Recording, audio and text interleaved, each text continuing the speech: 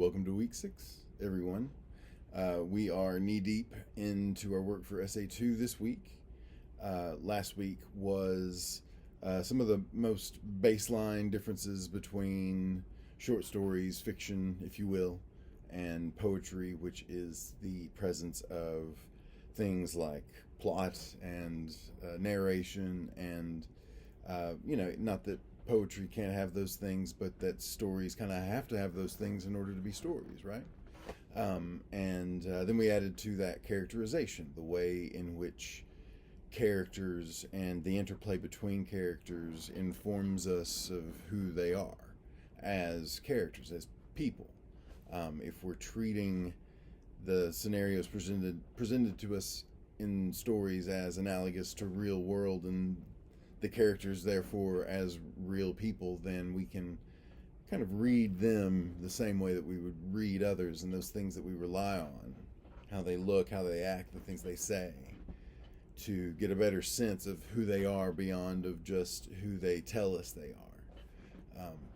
That was where we sort of left off with the week last week. That was the work last week. That was the discussion around Models Assistant. So we're going to add to that something that should feel a little familiar since we just got through the poetry unit of the course. And it still sort of functions the same way as it does in poetry, although we're going to add other levels to it. But of course, it's symbolism. And one of the primary aspects of symbolism or imagery in poetry is to help create that vicarious experience, right? To give you the ability to kind of get whisked away into whatever it is the poet is trying to bring to mind. And how sometimes that can be just a literal thing that they want you to envision, and sometimes that image or that feeling and that experience can be symbolic of something else, as we saw with Dunbar's poem about the caged bird. Obviously the same thing still kind of applies. With short stories, there's escapism, there's getting drawn into things, and a big aspect of that is visualizing the world that the story inhabits, whether that's the real world or anything else. And some stories are pretty sparse on the kind of details about the environment. Sometimes stories are incredibly descriptive about the environment, the setting, how things look, how characters look. But in all instances, in order to really get swept away, you have to be able to enter that space where you can just sort of see and be there. But just like in just like in poetry, things within stories, and sometimes stories in their entirety, can be symbolic of something else that the story is hinting at or suggesting that you can pick up on. And the same basic kind of process applies. It's like if you can take the description of an item or a situation and apply that situation that is in the story to something that isn't, but maybe being hinted at by the story, then that is probably symbolism. When it comes to fiction, I think you have a lot more to kind of go on. You can read objects in a story the same way you can read characters in the story, by just sort of how people treat them, how people view them, how people act around them. And then you can take those descriptions and sort of say, well, it's the same way that people act when it comes to blank, or it's the same kind of way people, view X, Y, and Z. So there's endless examples of symbolism in fiction. The notes for this week talk about a few. In order to apply that to just short fiction, short stories, the unit that we're in, think about Models Assistant. Think about how a couple of things about the story might be symbolic of something else. Probably the most obvious just item, if you're looking for something that exists symbolically within the story, is the bejeweled or bedazzled cell phone that Garla gives to the narrator.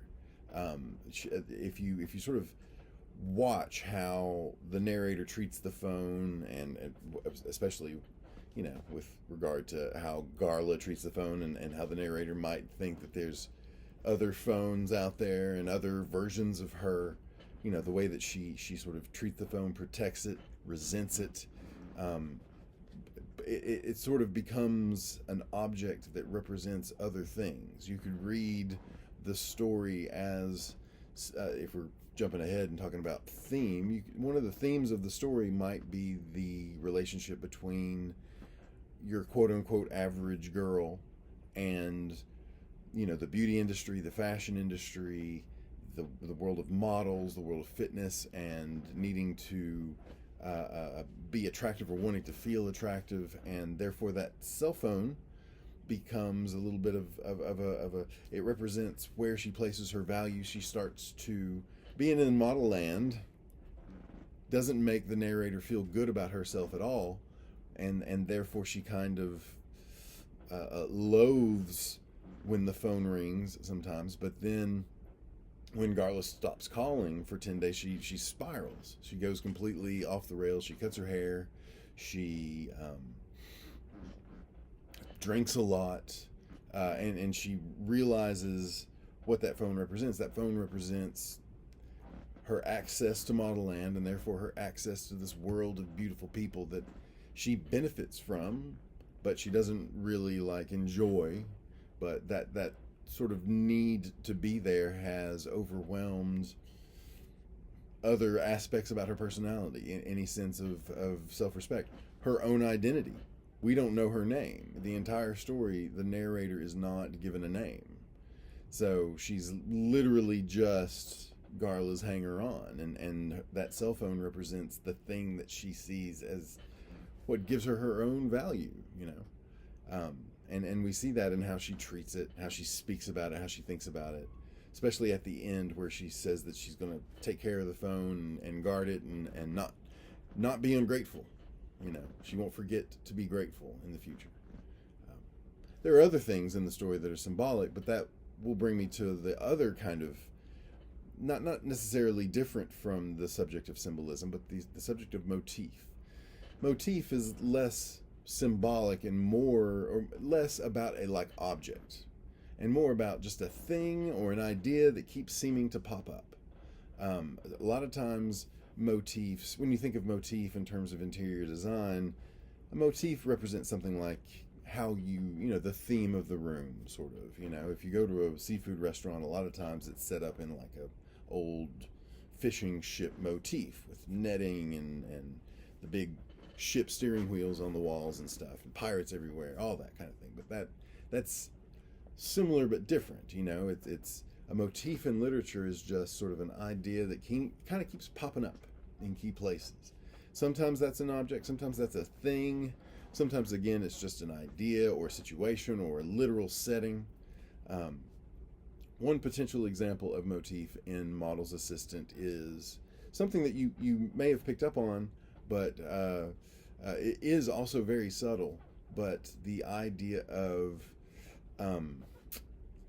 display items, things that people have in their houses just for show, just to look at, and how Garla frequently is described as standing next to these things, putting up, you know, fish bowls, fish tanks. There's one instance where she's saying that she's wearing a bondage boot, and she's got it inside a fish tank. Fish tanks, again, just something that people put in their house to look at, to be pretty, to spruce up the place. And then the other one is the Zen garden, where it's one of my favorite moments in the story, where she's laying on the kitchen counter and somebody has a Zen garden, the little sand gardens with the tiny rakes, you know, just a desktop version of a Zen garden on her belly, and he's drawing on her with the rake.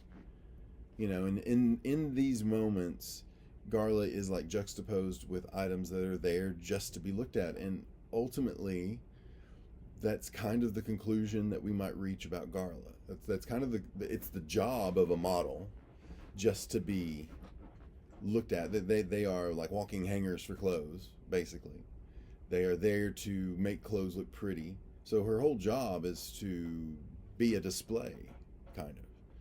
And in that moment where she's got the Zen garden on her belly, the narrator comes up and lifts her head and says, I know you're more like really wanting Garla to have some substance that the narrator sees that she lacks.